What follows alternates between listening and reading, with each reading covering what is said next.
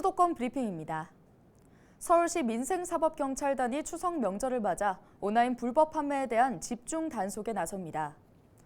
주요 수사 대상은 명절 선물용으로 인기가 많은 건강기능식품과 농수산물, 제수용품 식품 등입니다.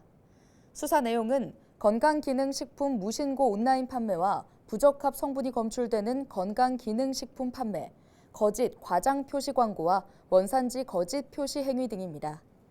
서울시는 온라인 판매 식품 관련 범죄 행위에 대한 시민들의 신고를 당부했으며 공익 제보자에게는 최고 2억 원의 포상금을 지급한다고 밝혔습니다. 서울시가 손주를 돌보는 할아버지와 할머니에게 매월 30만 원을 지원하는 아이 돌봄비 사업을 시작했습니다. 전국 최초로 시행되는 이번 사업은 아이 돌봄이 어려운 맞벌이 부부를 위해 조부모와 사촌인의 친인척이 아이를 돌볼 경우 월 30만 원이 지원됩니다. 지원 대상은 24개월 이상 36개월 이하의 아이를 키우는 맞벌이 가구로 3인 가구 기준 월 665만 원 이하 소득이어야 합니다. 또 친인척의 돌봄 지원을 받기 어렵거나 민간 아이 돌봄 서비스를 선호할 경우에는 서울시가 지정한 돌봄 기관을 이용할 수 있도록 월 30만 원의 이용권을 받을 수 있습니다. 인천시가 내년에 총 5조 4,445억 원의 국비를 확보했습니다. 당초 세웠던 내년 국고보조금 목표액 5조 원을 웃돌고 올해 확보액인 5조 651억 원과 비교하면 3,794억 원 증가한 규모입니다. 주요 국비 지원 사업은 GTX B노선 3,562억 원을 비롯해 서울 지하철 7호선 청라 연장 1,145억 원, 인천발 KTX 건설 746억 원 등입니다.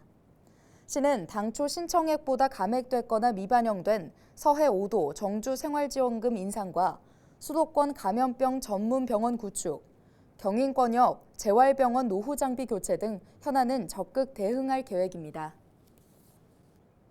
0.7명, 올해 2분기 우리나라 합계 출산율입니다.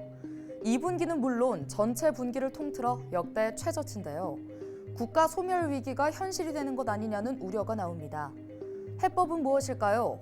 일각에선 아동수당 지급 대상을 획기적으로 확대해야 한다는 주장이 나옵니다. 국회 입법조사처가 최근 발간한 2023 국정감사 이슈 분석 보고서를 보면 저출산 대책으로 현금 급여 사각지대에 놓여 있는 만 8세에서 17세 아동에 대한 아동수당 지급을 제도화해 시행하자고 제안했습니다.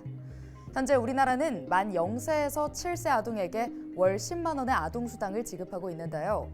이 지급 대상을 만 17세까지 확대하자는 주장입니다. 유럽의 일부 국가들은 실제 이렇게 하고 있습니다.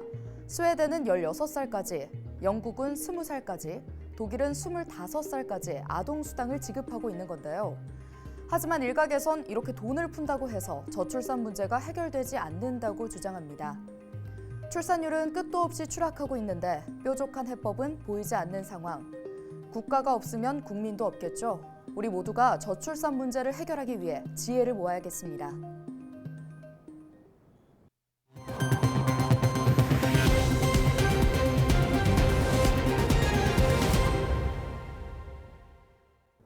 행정안전부가 인천시 제물포구, 영종구, 검단구 3개구 설치에 관한 법률안을 입법 예고할 전망입니다. 이 법률안은 인천 중동구를 제물포구로 통합하면서 영종도는 영종구로 떼어내고 서구는 아라뱃길을 기준으로 검단 신도시 일대를 검단구로 분구하는 내용을 담고 있는데요. 법률안대로라면 2군 8구의 인천시 행정체제는 2군 9구로 바뀌게 됩니다.